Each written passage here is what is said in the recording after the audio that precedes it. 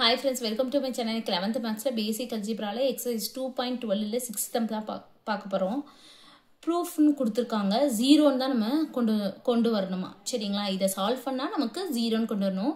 இப்ப log a² by bc plus log b² by ca plus log c² by ab அப்படினு சொல்லி கொடுத்திருக்காங்க. First நம்ம கொடுத்திருக்கதை எழுதிக்குவோம். கொடுத்திருக்கிறது எல்லாமே logல தான் கொடுத்திருக்காங்க. அப்ப நம்ம எழுதிக்க வேண்டியதான். b squared by ca plus log c squared by ab அப்படின்னு சொல்லி கொடுத்திருக்காங்க. சரிங்களா? அடுத்து வந்து என்னன்னா இந்த இருக்குல ஃபுல்லுமே வந்து logல இருக்கு.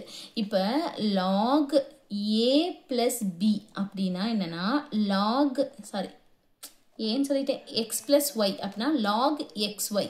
சரிங்களா? log x plus y na log xy இங்க plus வந்து மல்டிப்ளைல மாறிடும். மல்டிப்ளைல இருந்தா நம்ம பிளஸ்ல எழுதணும், பிளஸ்ல இருந்தா மல்டிப்ளைல எழுதணும். அப்ப இது ஃபுல்லுமே எதுல இருக்கு? ஃபர்ஸ்ட் நம்ம இது லாக்க்கு கொண்டு வந்துரும். இதுல லாக் இதுல லாக் இதுல லாக்கா? அப்ப லாக வெளிய எடுத்துட்டு மீதி எல்லாத்தையும் எழுதிடுவோம். அப்ப a² by bc plus b² by ca plus c² by ab அப்படின்னு சொல்லிட்டு இருக்கு.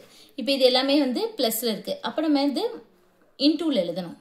அப்ப log எப்படி எழுதிக்கலாம் அப்படின்னு பாத்தீங்கன்னா a² by bc into b² by ca into c² by ab. மேல எப்படி வந்துரும்? a² b² c² வந்துரும். கீழே 2a இருக்கா? அப்ப a². இதுலயும் 2b இருக்கா? அப்ப b². 2c இருக்கா? c².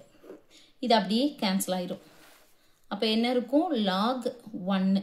log 1 ஓட வேல்யூ 0 நம்ம கொண்டு வந்துட்டோம். சரிங்களா? இதை எடுத்துட்டு 0 நம்ம கொண்டு வந்துட்டோம். அவ்வளவுதான் இந்த சம். Thank you.